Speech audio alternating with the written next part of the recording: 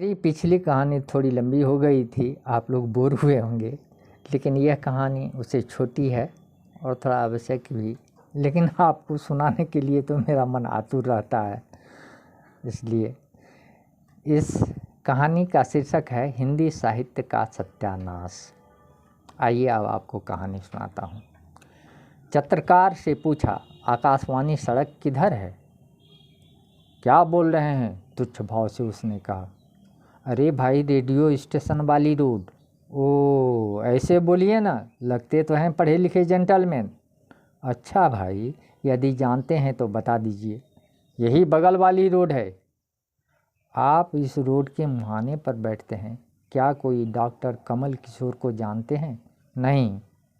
मैं होठ पर उंगली रखकर सोचते हुए बोला, किससे पूछूं, किससे पूछूं? वह झट बोल पड़ा, किससे पूछिएगा? मैं इस थी में रोड में रहने वाले बच्चे से बूढ़े तक को जानता हूँ। उन्होंने तो इसी सड़क का पता दिया था भाई। अरे सब मेरे यहाँ ही चप्पल जूता ठीक कराते हैं। एक डॉक्टर भी हैं, डॉक्टर के चौधरी। वे डिस्पेंसरी जाते टाइम डेली मुझसे ही पॉलिश कराते हैं। हाँ हाँ भैया, वही हैं, वही डॉक्टर के चौधरी। तो ऐसे बोलिए ना, क्या कमल फमल बकते हैं? हाँ हाँ ठीक है भाई, बता दीजिए। सीधे जाइए, पूरब तरफ 3 मंजिला मकान है। सड़क पर बिजली रंग की कार लगी हुई होगी, वही उनका मकान है। धन्यवाद भैया आपका, कहते हुए मैं आगे बढ़ गया। सामने उजली कार दिख रही थी। मैं वहां पहुंचकर दाहिनी ओर देखा, ऊंचा मकान था।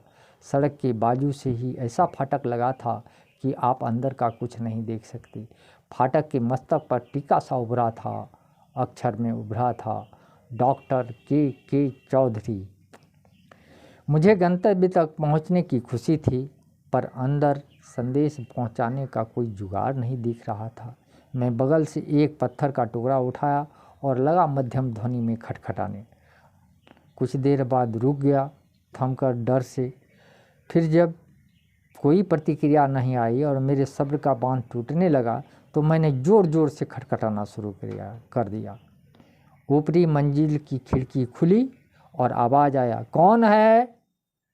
मैं राजकुमार महतो कमल।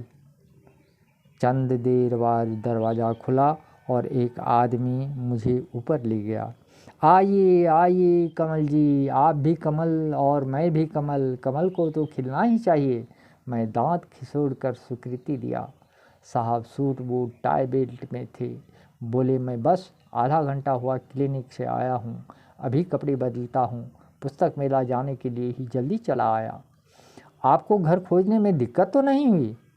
जी नहीं, सड़क के मुहाने पर एक मोची बैठता है ना, उन्हीं ने बता दिया। ओ रमुआ। मैं नाम से अनभिज्ञ होते हुए भी हाँ में सिर हिलाया। थोड़ी देर बाद हम लोग पुस्तक मेला में थे। वे आगे आगे, मैं पीछे पीछे। अगली पंक्ति के सोफानुमा आसन पर जा बैठे। मैं एकदम सावधान हो उनके कार्यकलाप पर नज़र रख रहा था और निर्देश का इंतजार कर रहा था। कार्यक्रम चल रही थी, उद्घोषक घोषणा कर रहे थे।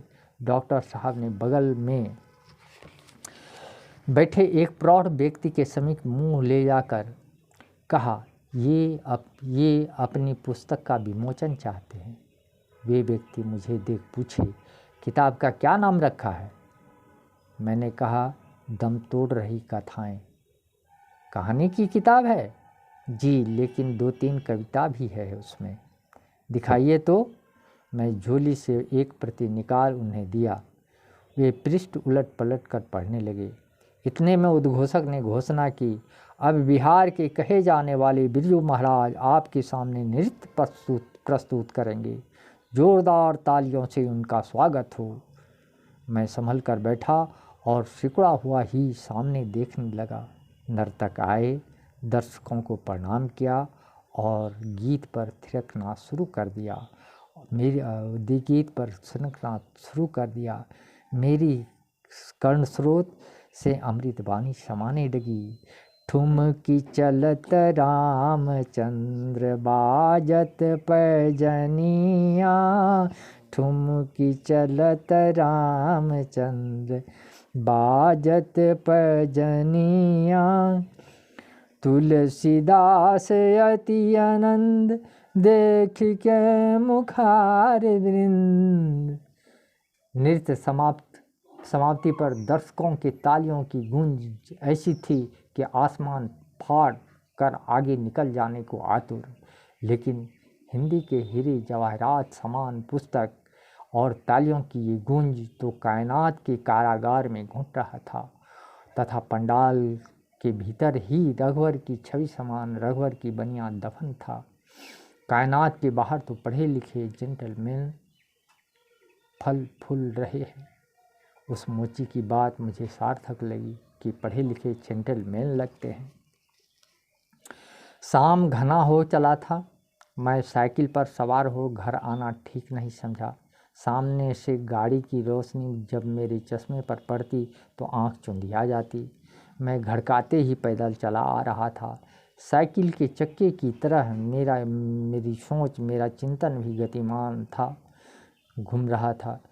पिछले दिनों जब मैं यूट्यूब पर देखा कवि सम्मेलन तो बड़ी खुशी हुई और उसको सुनने और देखने के लिए मन आतुर हो उठा। लिखा था हास्य कवि सम्मेलन 2013। मैं बिल्कुल केंद्रित हो गया। भूख लगी थी वह भी भूल गया। उसे सुना तो लग रहा था धौ यह कोई कवि सम्मेलन है, लगता है अदालत में अधिवक्ता का बहस।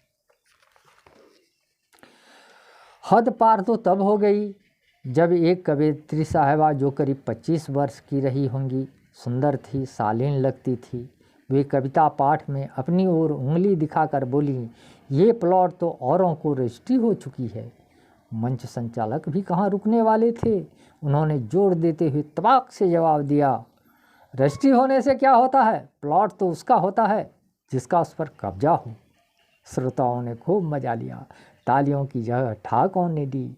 मुझे ये तालियों की गूंज नहीं, ठहाकों का प्रदूषण सा लगा।